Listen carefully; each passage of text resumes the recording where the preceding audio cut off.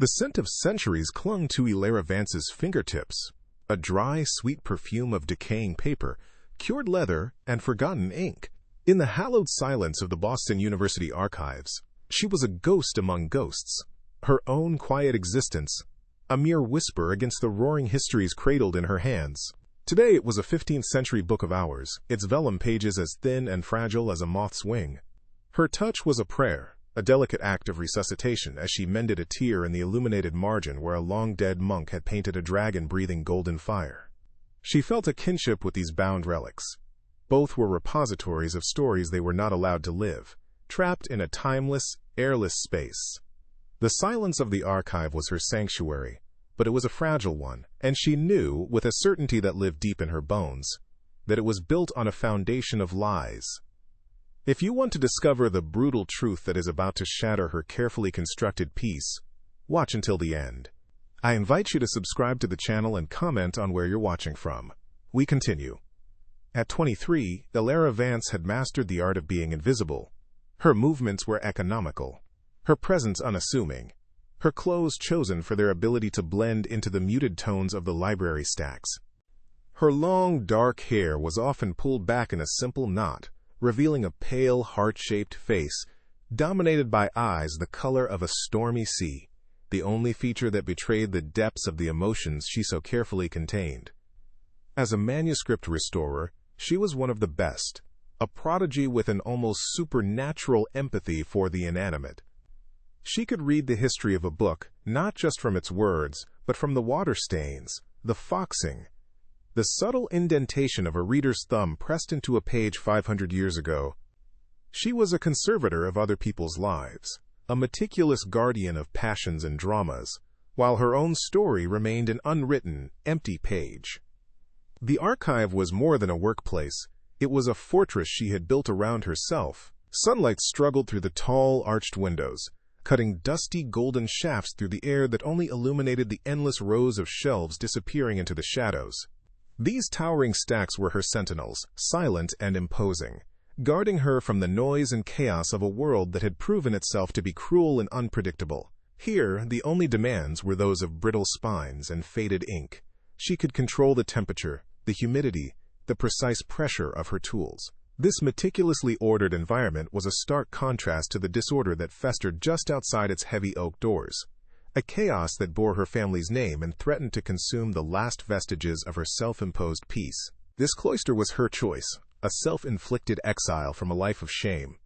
Her virginity was the innermost wall of this fortress, the final, inviolable sanctuary. It was not a matter of religious conviction or romantic idealism, but a quiet, stubborn act of self-preservation. After her father's spectacular fall from grace, which had stripped their family of its name, its wealth, and its dignity, Hilaire felt as though every part of their lives had been auctioned off to the highest bidder.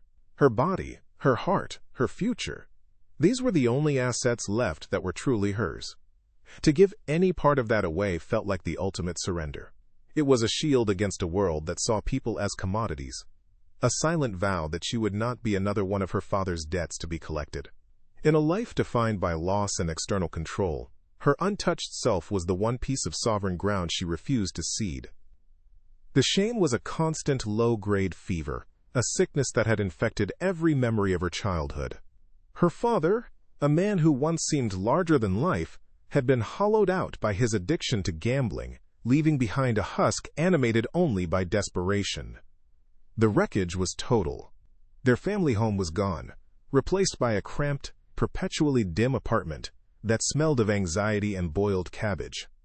The real prison, however, was the debt, a monstrous, ever-growing figure that was a third person in every room, its name whispered on the other end of hushed, frantic phone calls. Hilaire worked 2 jobs, her university position and a weekend waitressing gig, pouring every dollar into the black hole of her father's mistakes. She felt less like a daughter and more like collateral, a living, breathing insurance policy against total ruin. This existence had carved a profound emptiness inside her. While she spent her days tracing the passionate script of centuries-old love letters or the bold strokes of a king's decree, her own emotional landscape was a barren desert. She felt a deep, aching disconnect from the vibrant lives immortalized in the manuscripts she so lovingly restored. They spoke of epic loves, devastating betrayals, grand adventures, and quiet joys. Her life, by contrast, was a flat line of duty and repression. The loneliness was a physical presence, a cold weight in her chest that grew heavier with each passing year. She yearned for a story of her own, for a single page that was not defined by obligation or fear, but the emptiness was so vast that she no longer knew what she would even write on it if given the chance. One late Tuesday afternoon, as the rain began to trace long gray fingers down the tall archive windows, a sound broke the sacred silence. It wasn't the familiar creak of old wood or the gentle rustle of turning pages. It was the sharp, authoritative click of expensive leather shoes on the stone floor of the corridor outside. The sound was alien here, an intrusion of wealth and power into her world of quiet decay. Ilara froze, her hand hovering over a page of delicate calligraphy. The footsteps stopped directly outside the heavy oak door of her workshop. A profound and unfamiliar dread coiled in her stomach. The silence that followed was different. It was no longer a peaceful blanket, but a held breath, charged with the terrifying premonition that the world she had so desperately tried to keep at bay had finally found her. The journey home was a slow descent from one world into another. Ilara would leave the hallowed grounds of the university, with its manicured lawns and Gothic spires, and board a rattling city bus that smelled of damp wool and exhaust fumes. As the bus lumbered through the heart of Boston, the architecture outside her window shifted from proud brick and ivy to tired vinyl siding and graffiti-scarred concrete. Each stop was a step down the social ladder, a shedding of the quiet dignity her work afforded her. She would press her forehead against the cool, vibrating glass, watching the vibrant lives of strangers flash by, couples laughing, students hurrying to classes, businessmen striding with purpose. They were all moving forward, while her own path felt like a circle, a well-worn track leading from the silent past of the archive to the suffocating present of her home. Their apartment building stood hunched between a laundromat and a corner store with a flickering neon sign. The lobby was a symphony of neglect, a mosaic of cracked linoleum tiles, a faint but persistent odor of boiled cabbage and stale cigarettes, and a single buzzing fluorescent light that cast everyone in a sickly greenish pallor. The walls were so thin she could hear the arguments of the family next door and the lonely drone of the television from the floor below. This was the soundtrack of their fallen life. Every creak of the floorboards in the hallway, every rattle of a key in a lock, was a reminder of their anonymity, of how utterly interchangeable their struggle was with that of 100 other families packed into this brick-and-mortar box of quiet desperation. It was a place where hope came to die, slowly and without ceremony. Stepping through the door of their apartment was like entering a vacuum where the air had been sucked out and replaced with the heavy, stagnant atmosphere of unspoken resentment. The small living room was crowded with the ghosts of their former life. A once elegant mahogany side table, now scarred with water rings, a threadbare Persian rug whose intricate patterns were faded into a brownish blur. Her mother, Eleanor, would often be sitting in the worn armchair, her face illuminated by the flickering blue light of the television, a sentinel guarding the ruins of their life. There was no greeting, only a sharp, assessing glance that catalogued Ilara's appearance, her posture, her exhaustion, calculating how much more she had to give. The silence in the apartment wasn't peaceful. It was a weapon, wielded with precision to communicate disappointment and blame. Eleanor Vance was a woman brittle with lost status. Pride was the last luxury she clung to, and she polished it daily with sharp-edged comments and sighs of martyrdom. "Your hands," she would say, her eyes fixed on the ink stains under Ilara's nails.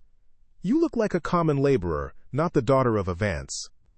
The family name, now worthless to the world, was still a sacred relic to her. She spoke of their past as if it were a lost kingdom, and of their present as a temporary, humiliating exile. Every conversation was a subtle interrogation about Ilara's future, which, in Eleanor's mind, was a transactional affair. Marriage was not a matter of love, but of strategic alliance, a means of restoring their tarnished name. Ilara was the family's last negotiable asset, and her mother was its desperate, anxious broker. Her father, Robert, was the epicenter of the shame, a black hole of guilt who had collapsed in on himself. He spent his days at the small kitchen table, staring at the classifieds in the newspaper with the unseeing eyes of a man who had already accepted his own obsolescence. He was a ghost in his own home, his presence a constant, throbbing reminder of the chasm between what they were and what they had become. Alara would place a plate of food before him, her movements gentle, her heart a painful knot of pity and rage. He would murmur his thanks without looking up, his shoulders slumped in a permanent posture of defeat. His silence was his confession, his apology, and his prison, and Alara knew that a part of her was locked inside it with him, serving a life sentence for his crimes. The telephone was an instrument of torture. Its shrill ring could shatter the fragile truce of an evening, sending a jolt of pure adrenaline through the small apartment. Eleanor would freeze, her hand flying to her chest, while Robert would flinch as if struck. The calls were always for him, from men with voices like gravel and patience worn thin. Alara would listen from her room as her mother's voice became a high, pleading whisper, weaving intricate tapestries of excuses and promises they both knew she couldn't keep. The debt was a living entity, a monstrous, unseen creditor who had a key to their home and could barge in at any moment. It was the third parent in their broken family, the one whose demands were always met, paid for with pieces of Alara's life and her mother's soul. "You must take care of yourself, Alara," Eleanor would say, her fingers critically tucking a stray strand of hair behind Alara's ear. "A woman's youth is her only true currency. You cannot afford to waste it." The words were meant to sound like motherly advice, but they landed like a merchant's appraisal. Her mother saw her not as a daughter, but as a solution. Her untouched beauty, her quiet intelligence, her very innocence. These were not qualities to be cherished, but commodities to be leveraged. It made Alara feel like an object on an auction block, polished and presented for the consideration of a wealthy suitor who could rescue them. This constant subtle pressure to market herself was a violation far more intimate than any physical touch, poisoning her sense of self-worth until she felt her value was entirely external. The exhaustion was a physical weight, settling deep into her bones. After her long days in the silent, reverent archives, she would change into the stiff black uniform of a waitress and spend her nights in a noisy downtown bistro. There, she navigated a different kind of history, the fleeting dramas of first dates, business deals, and clandestine affairs. She served expensive wine to people who would never know her name, her smile a carefully constructed mask of polite deference. The money she earned, cash tucked into her pocket at the end of a grueling shift, felt both vital and meaningless. It was a temporary patch on a hemorrhaging wound, a small offering to the voracious god of her father's debt. This double life was draining her, leaving her a hollowed-out version of herself, a ghost haunting two separate worlds.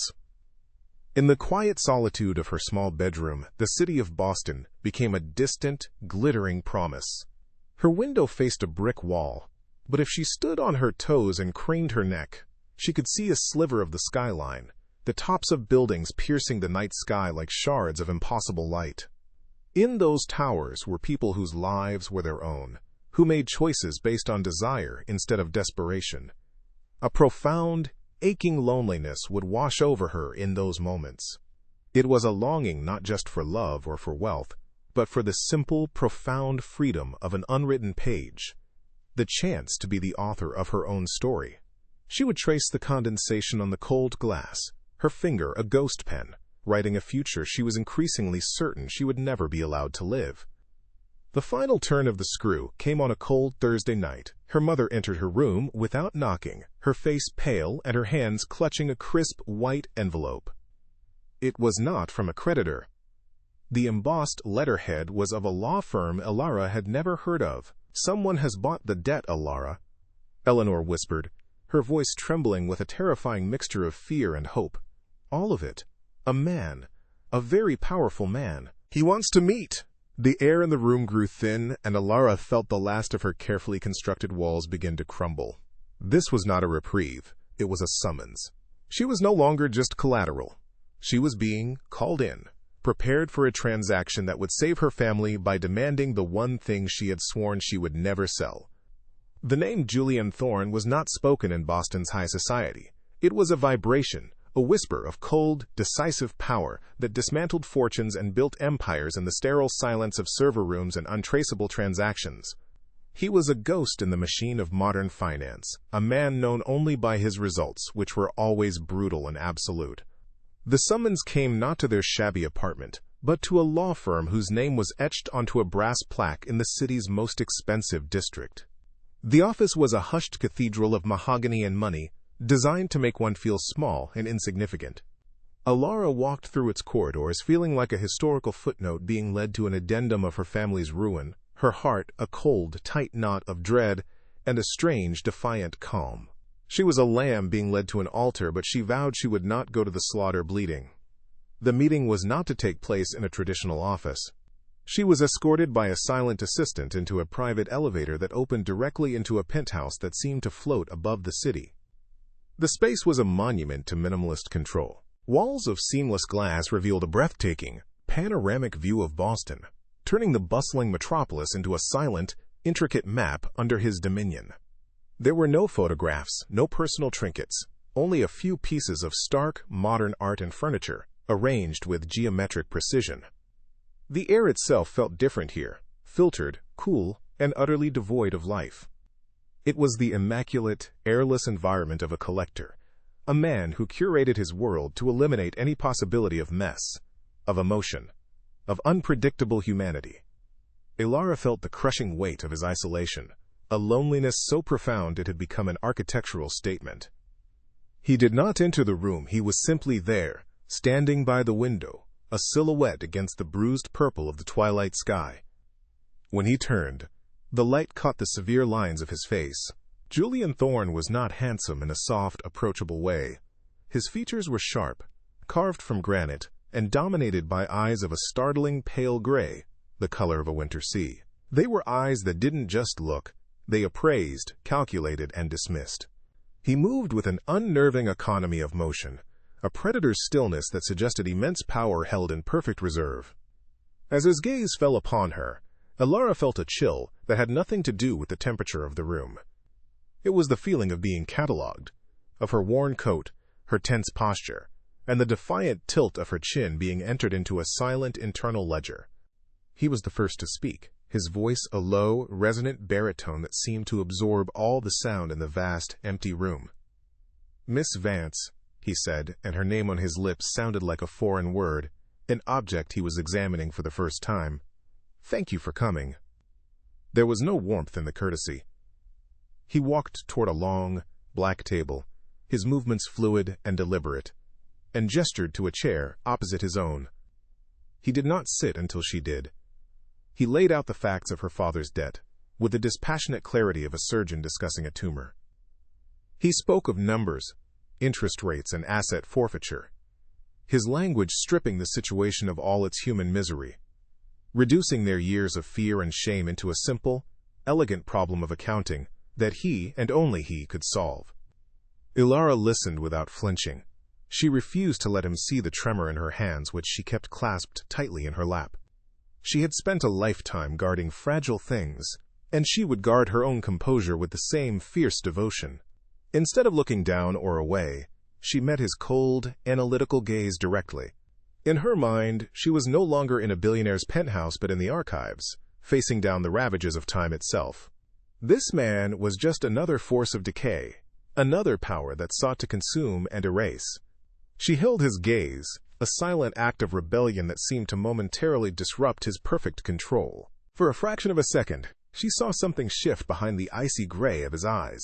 Not surprise, but a flicker of recalibration, as if a variable he had not accounted for had just been introduced into his equation.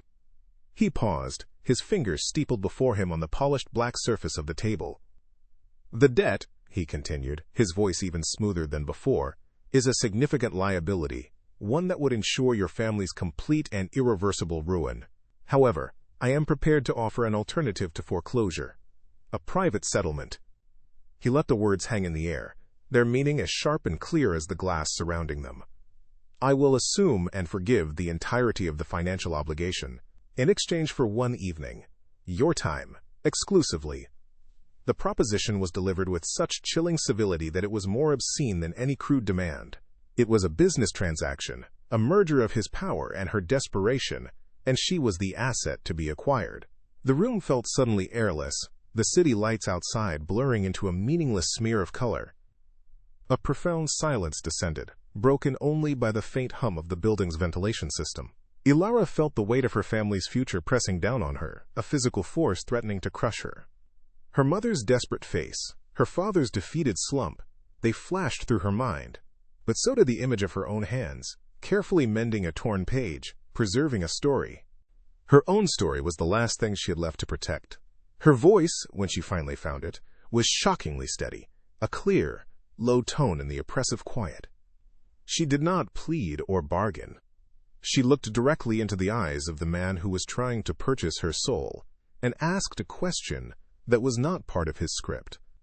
After you've taken what you want, will the pieces of my family you've broken be worth as much as the one piece of me you're about to? The question landed in the sterile air between them like a stone dropped into a perfectly still pool. It was an accusation, a philosophical query, and a lament, all woven into one.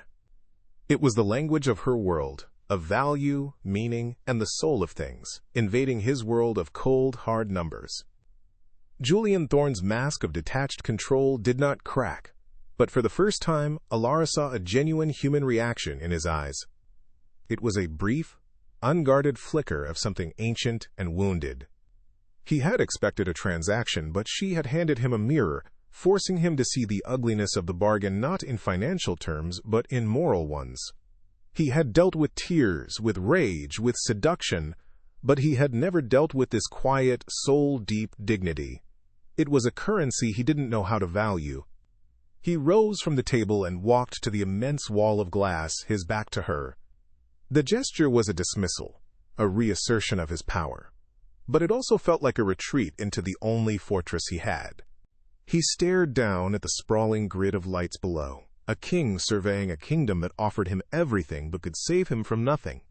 Ilara remained seated, her spine straight, her hands still locked in her lap.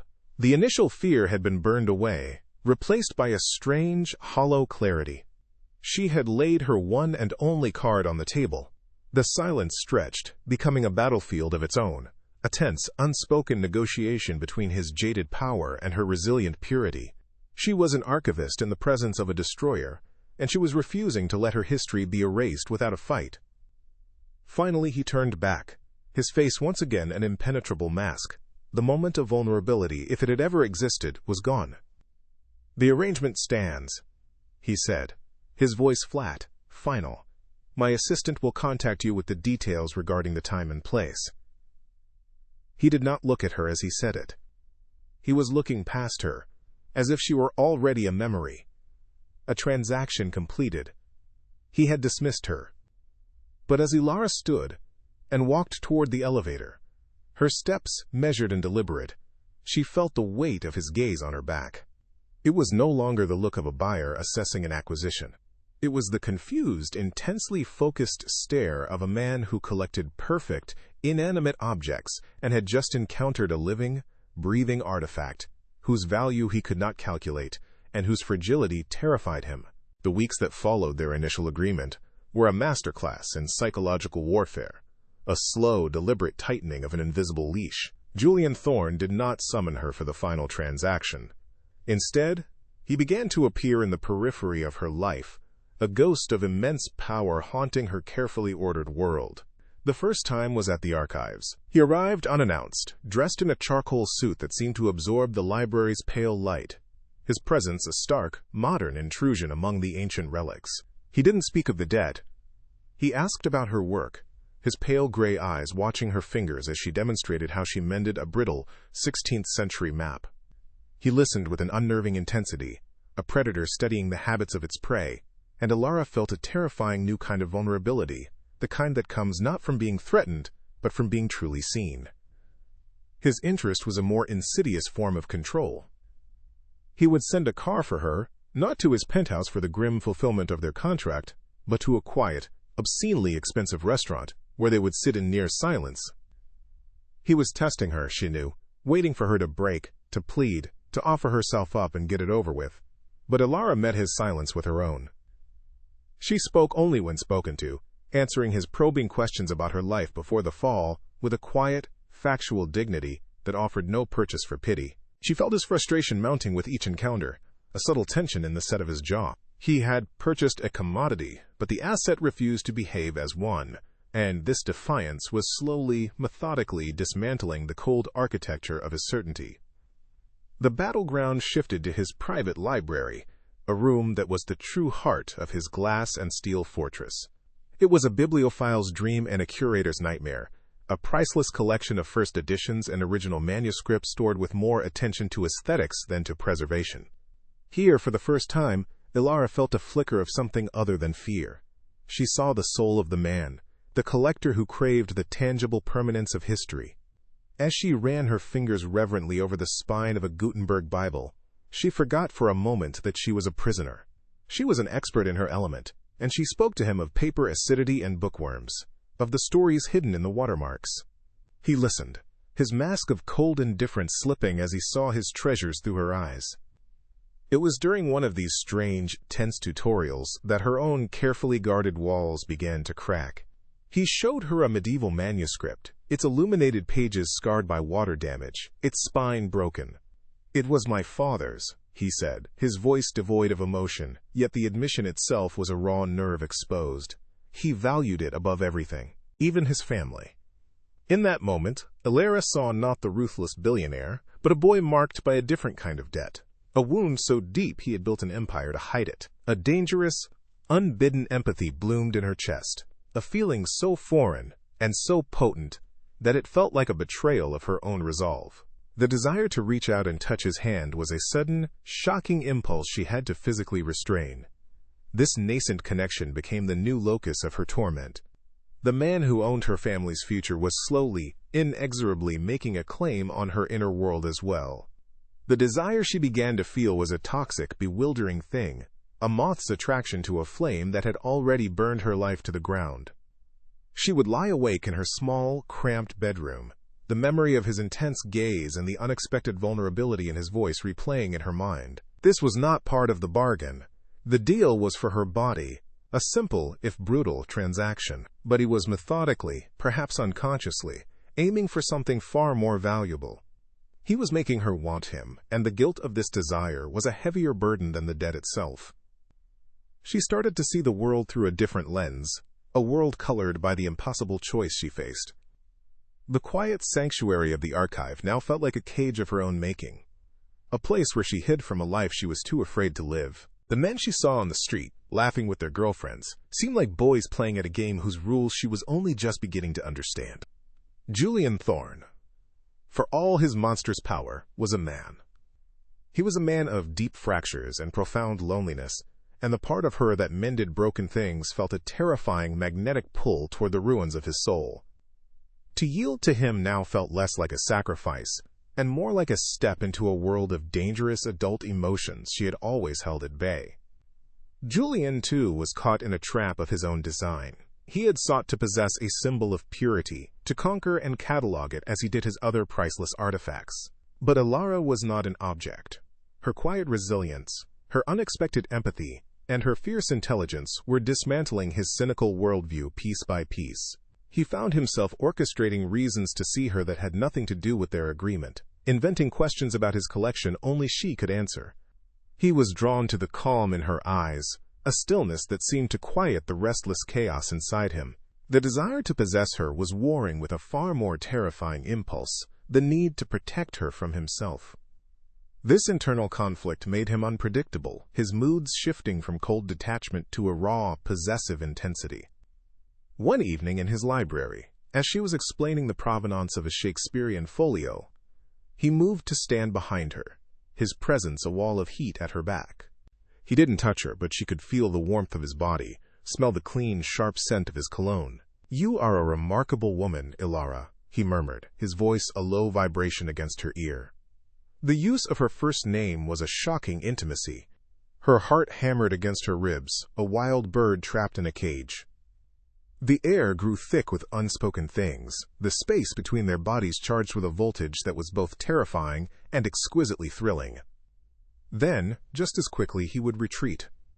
He would dismiss her with a curt nod, his face once again an impenetrable mask of cold control, leaving her disoriented and aching. These encounters were a form of exquisite torture, designed to keep her perpetually off balance. She was a manuscript he was slowly unfurling, turning each page with excruciating care, searching for a flaw, a tear, a weakness. But the more he searched, the more he seemed to find his own reflection in the unblemished vellum of her character. He was trying to prove that her purity had a price, but in the process he was discovering the exorbitant cost of his own loneliness. Ilara's moral dilemma became a constant companion, a voice in her head that whispered accusations and temptations. To surrender to the growing desire she felt for Julian would be to validate the very premise of their monstrous bargain, that she too could be bought. It would mean conceding that her mother was right, that her body and her heart were currency. Yet, to continue resisting felt like a denial of the first genuine human connection she had ever experienced. The conflict was no longer about duty versus freedom, but about two different kinds of imprisonment: the cold, safe cell of her self-imposed isolation, or the gilded, passionate cage of Julian's world. The pressure from her family was a constant, grinding force. Her mother, seeing the expensive cars and sensing a shift in their fortunes, began to treat Ilara with a new, speculative deference. "He is clearly taken with you," Eleanor would say, her eyes gleaming with a desperate hope. "You must not do anything to displease him." Every word was a reminder that she was not a person, but a strategy, a pawn in a game for their survival. Her mother's encouragement felt more violating than Julian's cold demands, as it stripped her burgeoning feelings of any legitimacy, reducing them to a simple, calculated seduction. This made Ilara feel profoundly alone, caught between her mother's transactional view of love and her own confusing, terrifying emotions. One afternoon, a courier delivered a flat rectangular package to her at the archives. Inside was not a summons or a legal document, but a book, a rare, out-of-print treatise on the restoration of illuminated manuscripts she had once mentioned in passing. There was no note. The gesture was both an incredible act of generosity and a chilling display of his power. He had listened.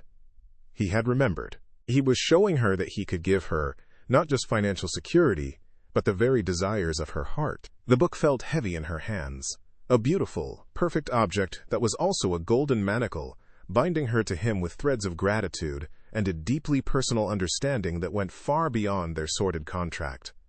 She began to see his possessiveness not as a desire to own her, but as a desperate attempt to hold onto something real.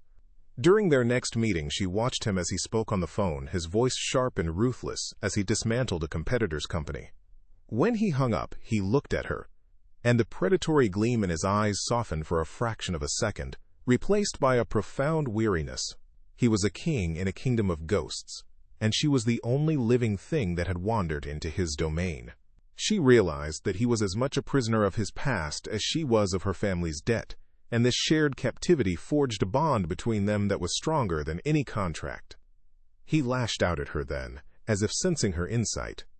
"Do not forget why you are here, Ilara," he said, his voice a blade of ice. "You are here because I own you. Every book you save, every meal you eat, is paid for by my generosity."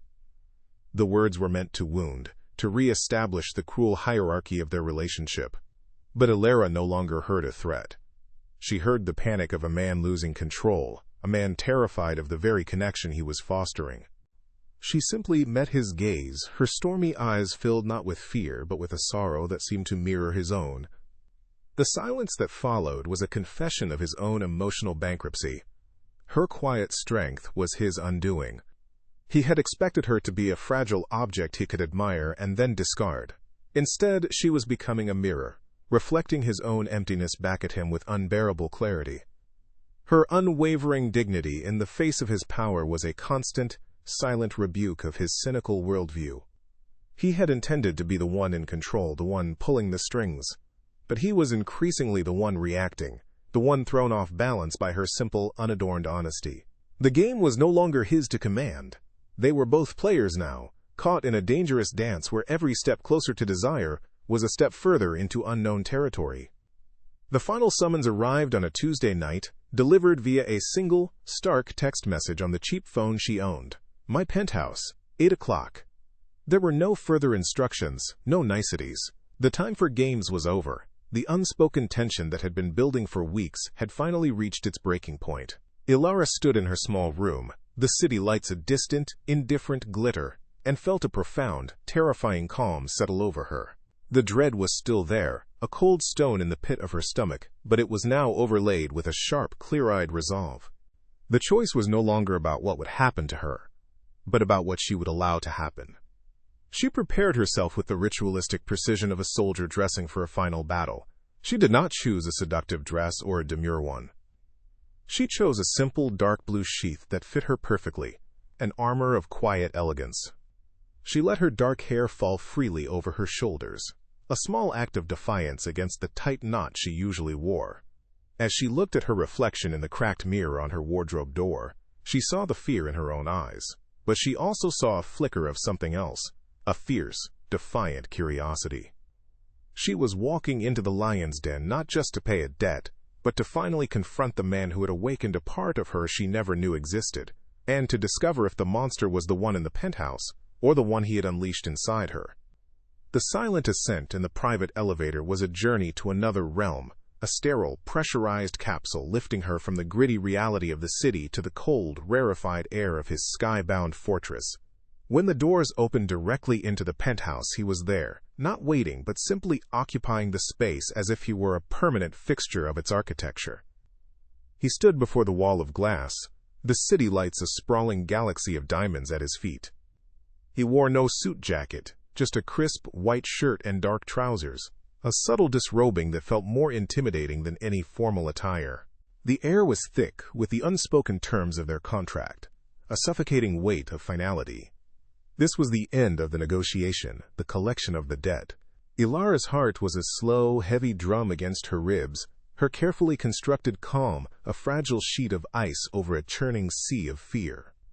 He turned from the window, his movements economical and precise, his pale gray eyes sweeping over her with an intensity that felt like a physical touch. There was no greeting, no pretense of civility left between them.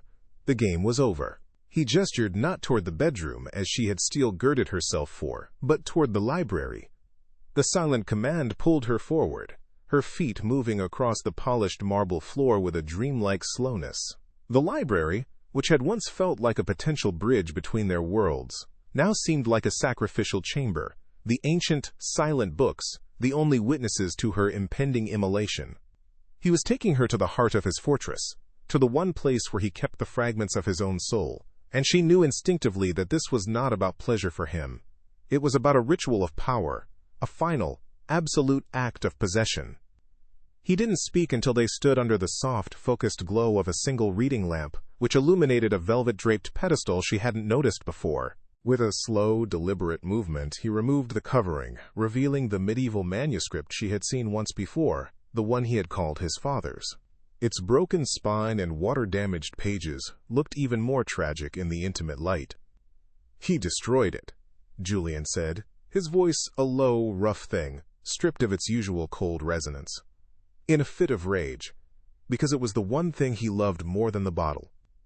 "He tried to burn it, but my mother saved it from the fire. She was burned in the process."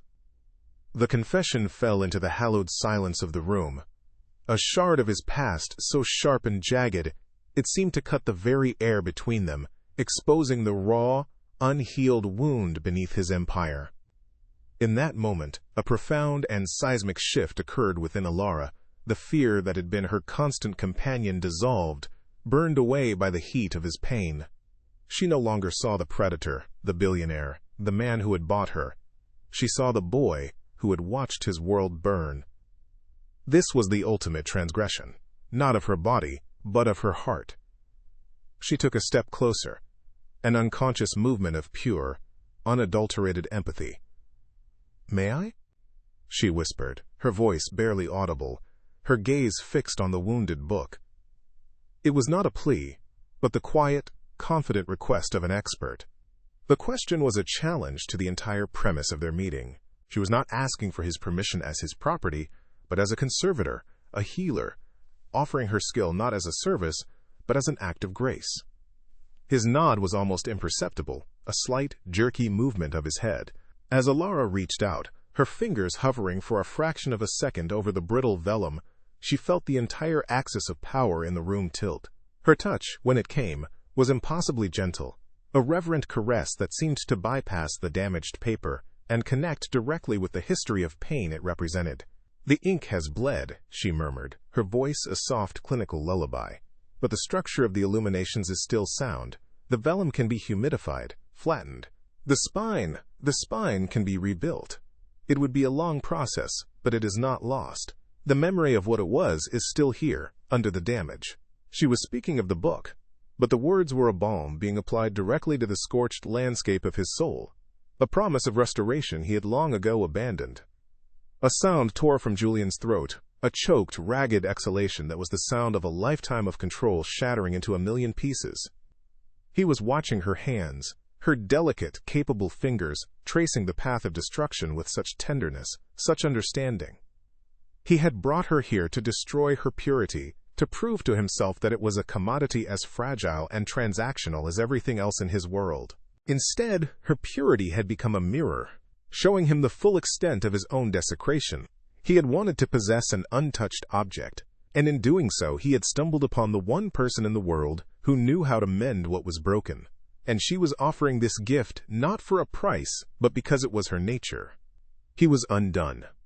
He moved before he was aware of his own intention, his hand coming up to cup her jaw, his thumb stroking the soft skin of her cheek. The touch was a tremor, the contact of a man who had forgotten the language of gentleness. Alara flinched, but not away from him. It was a sharp intake of breath, a shock of sensation that was not fear, but a dawning, terrifying recognition. His skin was warm, his touch a desperate, pleading question. She did not pull away. In a gesture of complete and total surrender, she leaned into his hand, her eyes closing for a fraction of a second. This was her choice. Not a submission to power, but an acceptance of their shared humanity, a silent acknowledgement of the wound she had been brought here to witness. It was an act of forgiveness more intimate than any kiss. When his lips met hers, it was not an act of passion but of desperation. It was a brutal, searching kiss, a collision of two profound solitudes. It tasted of loneliness and the faint, bitter ghost of expensive whiskey on his breath. But underneath it all, there was a deep, aching vulnerability that she met with a strength she didn't know she possessed. Her hands, which had been resting on the ancient manuscript, came up to grip the front of his shirt, her fingers curling into the fine cotton as if he were the anchor in a storm that had suddenly engulfed them both. She was not being taken. She was participating in a desperate, mutual act of discovery, a frantic search for a single point of light in a shared darkness. This was a different kind of consummation, emerging not of bodies but of broken histories. He pulled back slowly, his forehead resting against hers, his breathing ragged and unsteady. The pale gray of his eyes, now just inches from her own, was no longer icy or analytical. It was a stormy, turbulent sea of raw, unguarded emotion. He looked at her as if he were seeing for the first time, not the symbol he had sought to acquire, but the woman who had just walked through the inferno of his past and had not been burned. He had shown her the ugliest, most damaged part of himself, and she had responded not with revulsion or fear, but with a quiet, miraculous offer of healing. The power he had wielded over her, the immense weight of the debt, had evaporated in the heat of that single, transformative moment, leaving behind only a terrifying and fragile equality. The contract lay in ashes around them, incinerated by a connection far more binding than any legal document. Ilara had transgressed every boundary she had ever set for herself, stepping out of the fortress of her own fear and into the heart of his. She had surrendered something far more precious than her body. She had given him her empathy, her grace. And in return, he had given her the one thing his money could never buy: his truth. They stood in the quiet library, surrounded by the silent ghosts of 1,000 stories, and the air between them was now filled with a terrifying, beautiful, and unspoken beginning of their own. The night was not over, but the bargain was replaced by a new, unwritten chapter that neither of them knew how to read. The descent in the elevator was a silent freefall through a vacuum. Elara watched the floor numbers decrease in a calm, digital sequence that bore no resemblance to the chaotic freefall of her own inner world. The kiss had been a brand, a searing mark of intimacy that had bypassed her body and stamped itself directly onto her soul. She touched her lips with trembling fingers, the phantom sensation of his desperate, searching mouth still a live current on her skin. She had walked into his fortress prepared for a violation of the flesh, an act she could compartmentalize as a sacrifice. Instead, he had breached a wall she hadn't even known existed, claiming a piece of her far more integral than her virginity. When the heavy doors slid open into the sterile lobby, she stepped out not as a victim, but as a co-conspirator in a crime against her own carefully constructed solitude. The city air, cool and damp with the promise of dawn, felt alien against her feverish skin. The journey home was a passage through a world that was both familiar and irrevocably changed. The rattling bus, the sleeping faces of strangers, the tired storefronts sliding past the window, they were all artifacts from a life that was no longer hers. She felt like an archivist who had discovered a hidden, scandalous chapter in a well-known history, a truth that recontextualized everything that came before. The key felt heavy and foreign in her hand as she let herself into the suffocating quiet of the apartment. She moved through the small, dark space like a ghost, terrified of waking the very people for whom she had just traded a piece of her soul. The scent of boiled cabbage and old regrets clung to the air, a stark, pathetic contrast to the clean, cold fragrance of Julian's world. She had crossed a chasm and returned, but she knew with a bone-deep certainty that she had left her former self on the other side. Her mother was waiting. Eleanor sat in the threadbare armchair, a sentinel in the darkness, her face a pale, anxious mask in the sliver of light from the street lamp outside. Her eyes, sharp and assessing, raked over Elara, searching for a sign, a mark, a confirmation of the transaction. Well, the single word was a blade, heavy with a lifetime of expectation and desperation. Elara had no answer. How could she explain the alchemy of that night? How could she describe a consummation that had taken place not in a bed, but over a broken book? Her silence was her only shield, but to her mother it was a confession of failure. Eleanor's face crumpled, not with concern for her daughter, but with the bitter, ugly despair of a gambler whose last chip had just been swept from the table. The unspoken accusation, "You failed us," was a heavier blow than any physical strike could ever be. Alone in her small room, the night replayed itself in a relentless, feverish loop. The memory of his confession, the raw pain in his voice, the tremor in his hand as he touched her face. These were the details that tormented her. The guilt was a suffocating shroud. It wasn't the guilt of a compromised virgin. It was the far more complex guilt of a healer who had felt a forbidden empathy for the source of her own oppression. She had met his darkness not with defiance but with understanding, and in doing so had created a bond more terrifying and binding than any contract. She felt she had betrayed herself, that her own compassion was the ultimate weakness he had exploited. She had walked into his world to save her family from a monster, only to discover a wounded man whose pain resonated with a frightening, dangerous harmony within her own lonely heart. She had destroyed her own sanctuary. In his glass tower, Julian Thorne was a king, surveying the ashes of his own victory. The penthouse, once a symbol of his impenetrable control, now felt like a vast, echoing mausoleum. Her scent lingered in the air of the library, a ghost of paper and quiet integrity that mocked his sterile, curated world. He stood before the damaged manuscript, the object of his father's rage and his own secret shame, and for the first time, he saw it not as a ruined treasure but as a sacred relic she had sanctified with her touch. He had intended to possess her, to prove that her purity was just another asset with a price.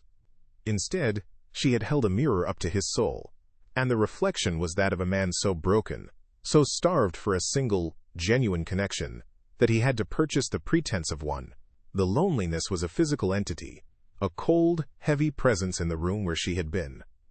He was undone by a force he had never accounted for in his ruthless calculations: Grace, her quiet dignity, her instinctive empathy, her offer of healing in the face of his ugliness. These were variables his cynical worldview could not process. He had sent her away in a moment of raw, instinctual panic, a desperate act of self-preservation meant to protect her from the corrosive nature of his own being. But her absence was not a relief, it was an amputation. He felt the loss of her like a phantom limb, an ache in the very center of his being. He raged against his own weakness, the monumental folly of letting the one real thing he had ever encountered walk out of his life. He had spent a lifetime building walls to keep the world out, and she had dismantled them in a single night without laying a single stone out of place. Days bled into a gray, featureless week. The dreaded phone calls from creditors ceased. An unnatural quiet settled over the Vance apartment, a silence not of peace, but of suspense. Ilara returned to the archives, her sanctuary now feeling like a tomb. She ran her fingers over the brittle spines, the familiar textures a comfort and a torment. But something within her had shifted. When she looked at a torn page or a faded script, she no longer saw just damage to be repaired. She saw a history of survival. She understood now that some things were made more beautiful not by their perfection, but by the story of their breaking and their mending. A new, terrifying strength began to uncurl in her chest. She had faced the most powerful, intimidating man she had ever known, and had met him not on his terms, but on hers. The choice to lean into his touch had been her own, an act of profound, terrifying agency. This nascent power was a bewildering sensation. It was the strength of a survivor, the clarity of one who has walked through fire and emerged not unscathed, but transformed. The old life with its small, suffocating duties and its constant, low-grade fear seemed like a story about someone else. The fortress of her virginity, once her most prized possession, now felt like the wall of a prison she had only just realized she could leave. She had tasted a world of raw, unfiltered emotion, of pain and connection so potent it had nearly shattered her, and the thought of returning to a life of quiet repression was unbearable. A restless energy hummed beneath her skin, a yearning for a future she had never before dared to imagine. A story that was not about preservation, but about living. She was no longer just the keeper of other people's stories. She was ready to write her own. Julian, in a desperate attempt to reclaim his former self, threw himself into his work with a renewed savagery. He orchestrated a hostile takeover, his actions precise and brutal, his mind a cold, efficient machine. Yet, the thrill of the kill was gone. The victory felt hollow, a meaningless exercise in a power that could no longer satisfy him. Every strategic document he read felt like a pale imitation of the ancient manuscript in his library. Every negotiation felt like a shallow parody of the silent, soul-bearing conversation he'd had with Ilara. To sever the last thread, to re-establish the cold, transactional reality, he had his lawyers draft a formal letter. It stated, in stark, impersonal terms, that the Vance family debt was officially nullified. He signed it without reading it, the act feeling less like a closure and more like a coward's final, desperate retreat from a feeling that was consuming him. The letter arrived in a crisp, business-like envelope. For Ilara, holding it was a surreal experience. This piece of paper was the physical manifestation of her family's freedom, the prize for which she had been willing to sacrifice everything. It should have been a moment of pure, unadulterated relief. Instead, her heart ached with a profound and desolate sense of loss. The cold, legalistic language was a brutal denial of the raw, messy, human thing that had passed between them. It was his way of erasing the intimacy, of reducing their shared vulnerability to a mere footnote in a financial ledger. She was free from the debt, and he was free from his obligation, but they were both now irrevocably imprisoned by the memory of a connection forged in darkness, each left to suffer, in the suffocating silence of their separate, gilded cages. Weeks turned into a month, and the absence of Julian Thorne became a presence of its own, a hollow ache in the architecture of Ilara's new life. The freedom she had been purchased was not the peaceful, sunlit expanse she might have once imagined. It was a vast, terrifying wilderness of choice.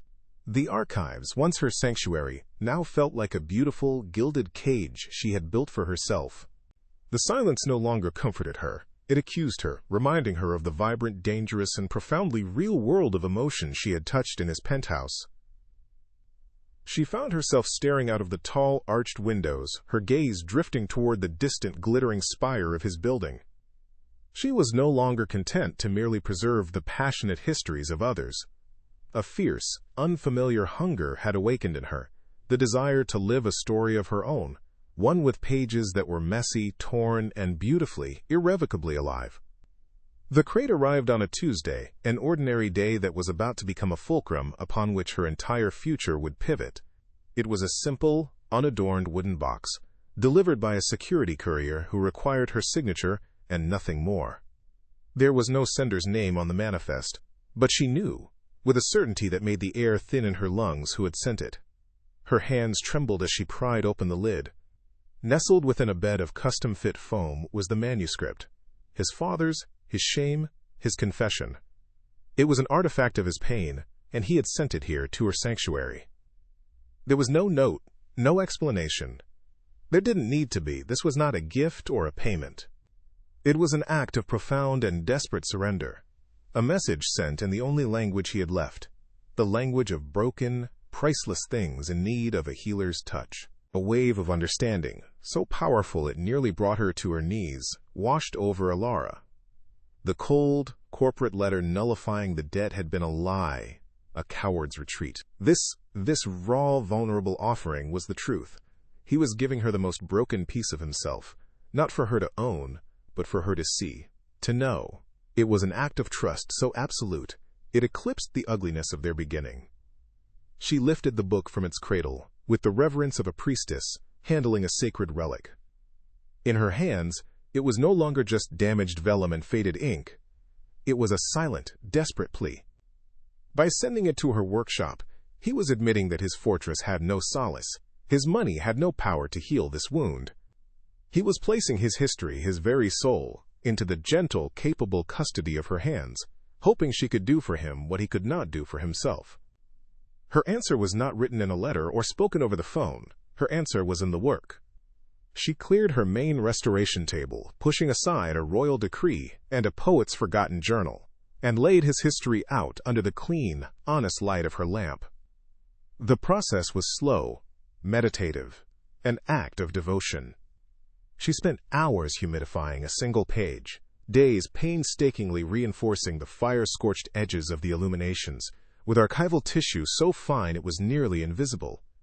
Each gentle press of her tools, each careful stitch she made to rebuild the broken spine, was a word in a conversation that spanned the distance between them. She was not merely repairing a book. She was answering his confession with an act of grace, mending the fractured narrative of his past with a quiet, steady love that asked for nothing in return. She was showing him that what is broken can be made whole again. He came on a Thursday afternoon, as the autumn light turned to old gold and slanted through the dusty windows of the archive. He did not announce himself. He simply appeared in the doorway of her workshop, a dark, motionless figure in a world of silent, decaying paper. He looked thinner, the sharp edges of his face more pronounced, his pale gray eyes holding a universe of exhaustion and fear. He had shed his armor of wealth and power, standing before her not as a billionaire, but as a penitent. His gaze fell upon the workbench, upon the manuscript laid open like a patient in surgery, its pages no longer a chaotic ruin but a landscape of careful, loving repair. The sight seemed to drain the last of the tension from his shoulders. He had sent his soul into the wilderness, and it had, against all odds, found its way to a safe harbor. Alara looked up, her fingers paused over a delicate line of gold leaf. Her heart did not hammer with fear, but beat with a slow, steady rhythm of recognition. He was here. He had come home. Their eyes met across the quiet room, and in that shared gaze, an entire novel of forgiveness, longing, and acceptance was written and understood. The silence was not empty. It was a sacred space, filled with the truth of what they had become to one another. He took a hesitant step into the room, and she offered him a small, weary but genuine smile, a promise of a new beginning, a story not of preservation, but of creation. The manuscript between them was the first page of their shared history, its mended wounds, a testament to the fact that the most beautiful things are not those that are perfect, but those that have survived. If this story of impossible connection touched your heart, I invite you to subscribe, like, share, and comment on what you hope happens next.